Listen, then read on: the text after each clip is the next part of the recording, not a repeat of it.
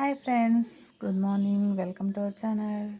ಇವತ್ತು ಸಂಡೇ ಆದ್ರೂ ಸ್ವಲ್ಪ ಬೇಗ ಎದ್ದು ಎಲ್ಲ ಕೆಲಸ ಮುಗಿಸ್ಕೊಂಡೆ.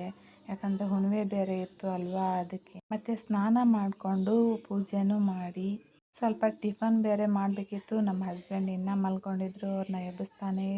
ನಾನು ಈ ಕಡೆ ಪೂಜೆ ಮುಗಿಸ್ಕೊಂಡು ಮತ್ತು ಟಿಫನ್ ರೆಡಿ ಮಾಡೋಣ ಅಂತ ಅಡುಗೆ ಮನೆಗೆ ಬಂದೆ. ಇವತ್ತು ಟಿಫನ್ಗೆ ನಾನು ಪಡ್ಡು ಮಾಡಬೇಕು ಅಂದ್ಕೊಂಡಿದ್ದೆ. ನೆನ್ನೆನೇ ನಾನು ಅಕ್ಕಿನ ನೆನೆ ಹಾಕ್ಕೊಂಡ್ಬಿಟ್ಟಿದ್ದೆ.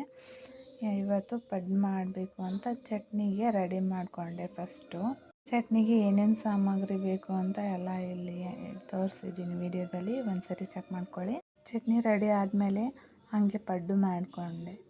ಪಡ್ಡು ಮಾಡಿ ರೆಡಿ ಮಾಡಿಕೊಂಡು ತಿಂದಾದಮೇಲೆ ಒಂದು ರೌಂಡು ಎಲ್ಲರೂ ಟೀ ಕುಡಿದು ಕೂತಿದ್ವಿ ಟಿ ವಿ ನೋಡ್ತಾ.